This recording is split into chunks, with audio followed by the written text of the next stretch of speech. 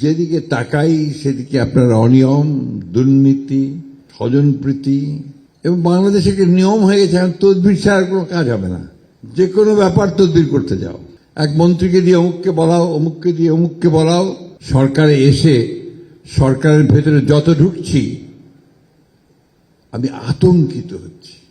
প্রিয় বন্ধুগণ, আজকে একটা সমাজ, এমন একটা সমাজ এই বিগত 15-16 বছরে ফ্যাসিস্ট আওয়ামী লীগ তৈরি করে দিয়ে গেছে, যে সমাজটার তার সমস্ত যে এথিক্স, সে এথিক্সকে হারিয়ে ফেলেছে।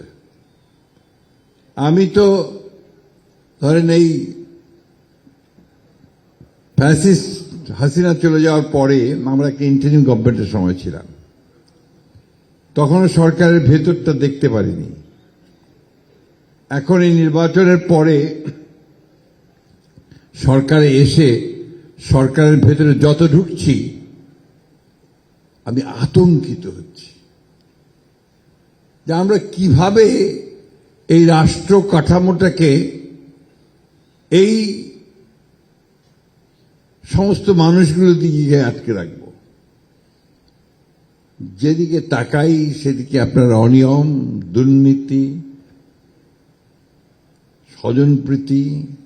Spanish digital print tiles, ATI tiles, এক টাইলসে জীবন পার। এবং সামনে এগিয়ে যাওয়ার পথে বাধা প্রতি ক্ষেত্রে। এবং বাংলাদেশে একটা নিয়ম হয়ে গেছে এখন তদবির ছাড়া কোনো কাজ হবে না।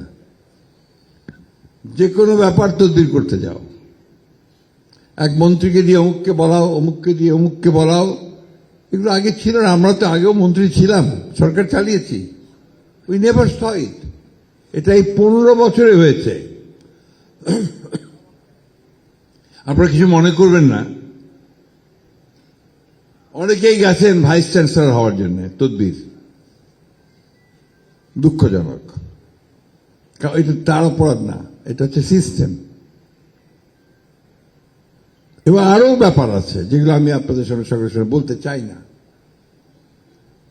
এই ধরনের একটা সমাজে আপনারা কি করে আশা করতে পারেন যে আপনারা অনেক উপরে উঠবেন, বাংলাদেশকে শিখরে নিয়ে যাবেন? পারবেন না। মেরিটোক্রেসি ছাড়া, মেধা ছাড়া, সততা ছাড়া, বুদ্ধিমত্তা ছাড়া, পরিশ্রম ছাড়া কখনো এগোনো যায় না। তা আপনারাও নিশ্চয়ই আমার সঙ্গে একমত হবেন, কারণ এখানে সবাই শিক্ষক আছেন, পণ্ডিত আছেন, পিএইচডি করা আছেন সবাই।